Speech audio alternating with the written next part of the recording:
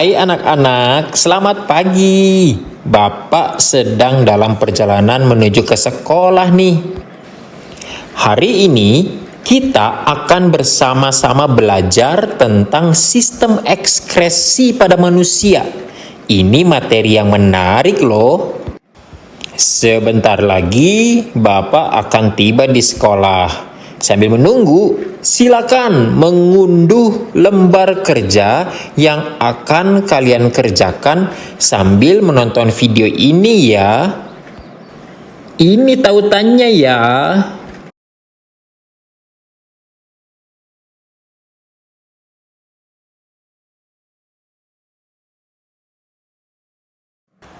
Anak-anak, Bapak sudah sampai di sekolah. Mari kita segera ke laboratorium. Selamat pagi anak-anak. Hari ini kita akan belajar tentang sistem ekskresi. Apa sih definisi ekskresi? Apakah ekskresi itu penting? Menurut saya, ekskresi adalah sesuatu yang penting bagi kita, Pak. Ekskresi adalah salah satu dari ciri-ciri makhluk hidup. Luar biasa, Freddy. Tapi, mengapa ekskresi itu penting bagi kita? Apa sih sebenarnya fungsi ekskresi itu? Boleh saya jawab, Pak? Tentu saja, Michael. Silakan. Ekskresi itu penting buat kita karena ekskresi itu sebetulnya adalah sebuah proses yang berfungsi untuk membuang zat-zat sisa hasil metabolisme yang tidak diperlukan lagi oleh tubuh kita. Loh, memangnya kalau zat sisa hasil metabolisme itu tidak disingkirkan, kenapa? Zat sisa itu bisa meracuni tubuh kita, Pak. Oh, begitu ya. Jadi berbahaya dong kalau zat sisa itu dibiarkan ya. Bener, Pak. Semua itu benar, anak-anak. Ekskresi adalah sebuah proses yang sangat penting di dalam tubuh kita. Dan Yang Maha Kuasa telah memberikan kepada setiap kita sebuah sistem ekskresi yang akan membuat kita tetap sehat. Yeah, awesome.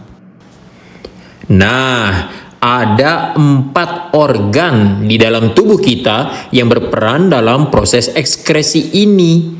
Organ-organ ekskresi itu adalah ginjal, hati, kulit, dan paru-paru. Kita memiliki sepasang ginjal, letaknya di bagian dorsal rongga perut kita. Bagian dorsal itu maksudnya di bagian belakang, artinya di punggung bawah. Bentuk ginjal itu menyerupai bentuk kacang merah. Ginjal kiri letaknya sedikit lebih tinggi dibandingkan dengan ginjal kanan. Fungsi ginjal itu penting sekali. Mereka menyaring darah yang berasal dari seluruh tubuh yang mengandung zat-zat sisa untuk kemudian dikeluarkan. Bagian-bagian ginjal terdiri atas kapsula renalis atau kapsula ginjal sebagai lapisan terluar, korteks renalis di bagian luar, dan medula renalis di bagian dalam. Terdapat pula rongga ginjal atau pelvis renalis yang nantinya akan bermuara ke ureter. Nah, unit struktural dan fungsional terkecil dari ginjal itu adalah sebuah struktur yang disebut nefron. Ada kurang lebih 1 juta nefron di dalam sebuah ginjal. Jadi, di dalam 2 ginjal kita ada berapa jumlah nefronnya? Yo.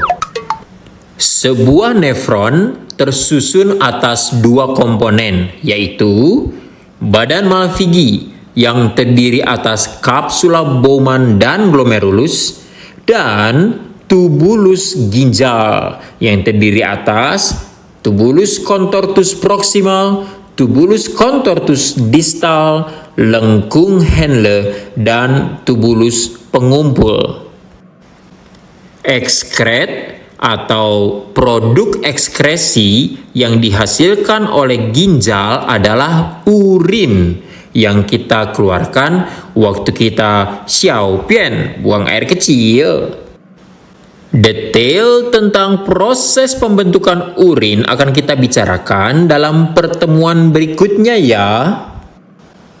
Organ ekskresi yang berikutnya adalah hati. Hati mengekskresikan zat warna empedu yang disebut bilirubin. Bilirubin dihasilkan dari pemecahan hemoglobin, bagian utama dari sel darah merah alias eritrosit. Organ hati juga berfungsi mengubah amonia, suatu zat yang berbahaya bagi tubuh kita, menjadi urea. Amonia adalah hasil metabolisme asam amino. Urea dari dalam hati akan dikirimkan ke ginjal untuk dikeluarkan bersama urin. Berikutnya, kulit.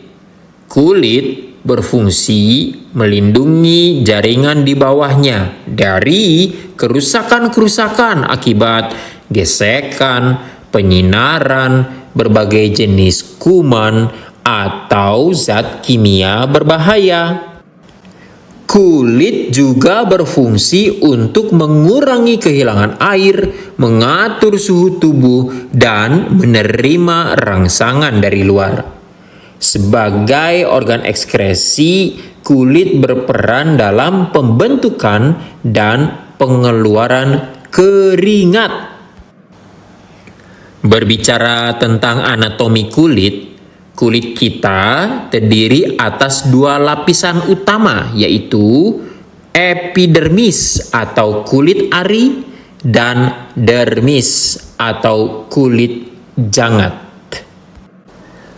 Epidermis merupakan lapisan terluar. Di dalamnya terdapat pembuluh darah dan saraf. Epidermis tersusun atas beberapa lapisan kulit. Stratum corneum yang merupakan lapisan kulit mati dan selalu mengelupas, stratum granulosum yang mengandung pigmen melanin, dan stratum germinativum yang aktif membentuk sel-sel baru. Lapisan dermis atau kulit jangat. Pada lapisan ini terdapat otot penggerak rambut, pembuluh darah, pembuluh limfa, saraf, kelenjar minyak atau glandula sebasea, dan kelenjar keringat atau glandula sudorifera. Di bawah lapisan dermis terdapat lapisan hipodermis atau lapisan subkutan. Last but not least, the lungs, paru-paru. Kita sudah membahas tentang organ ini di bab tentang sistem pernapasan. Dan sebagai organ ekskresi, paru-paru mengeluarkan karbon dioksida dan uap air.